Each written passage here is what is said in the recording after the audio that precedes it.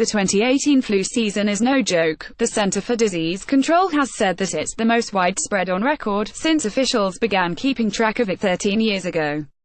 So far in 2018, note, we're not even a month into the year, the flu has caused about 40 deaths in the United States so far. Almost 10,000 people have been hospitalized since the season began on October 1. And, unfortunately, the CDC has said the season hasn't even hit its peak, so it's not going anywhere anytime soon. Not to be an alarmist, but the chances you're going to get the flu are increasing, which means you need to know everything about it, whether you got the flu shot or not. You need to know the differences between the flu and a cold, how it can kill you, and how long you're contagious for when you have the flu. That last one should be essential knowledge for everyone.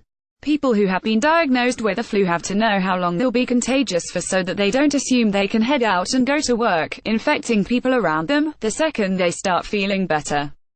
Those who know people with the flu should also be armed with this knowledge to protect themselves adequately. After all, many people assume that the moment they start taking prescription medication, they stop being contagious, or that feeling a little bit better means they're out of the woods. These assumptions are often untrue. So, how long is the flu contagious? According to the CDC, that can vary depending on the age and health of the person infected.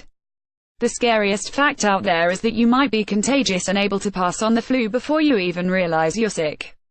Healthy adults can become contagious 24 hours before their symptoms develop.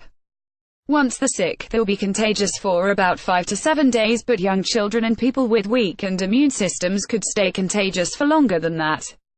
You're the most contagious when you first get sick, and then the following 2 to 3 days. As you start to feel better, you will get less contagious, but you're certainly not out of the woods just yet. A 5 to 7 day period is the standard, but remember, you could be contagious for up to 10 days afterwards. Your best bet is to assume the worst and be extra careful for up to 10 days after first experiencing symptoms. Does that mean you need to stay in for 10 days? The official recommendation from the CDC is to stay home for at least 24 hours after your fever is gone. Here's what this means if you get sick with a flu: stay home. Seriously, do not go out. Don't try to soldier through this illness, because it's not worth it. You'll either end up passing it along to others, or making yourself even more sick, possibly even putting yourself at risk for death or serious complications.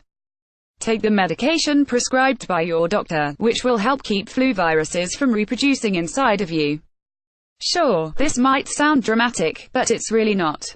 One of the main reasons the flu gets spread so quickly and easily is because it becomes contagious when people don't even know they're sick. The other reason is because so many people try to ignore it. As for those who don't have the flu but are nervous about the possibility of getting it, keep this info in the back of your head when you're in public spaces. Wash your hands often and stay away from those who seem to be sick. The best thing you can do, according to the CDC, is get the flu shot, which will decrease your chances of getting the flu or make it less severe if you do get it. Stay safe out there, everyone. This is a long, brutal flu season, and knowing the facts is more than worth it.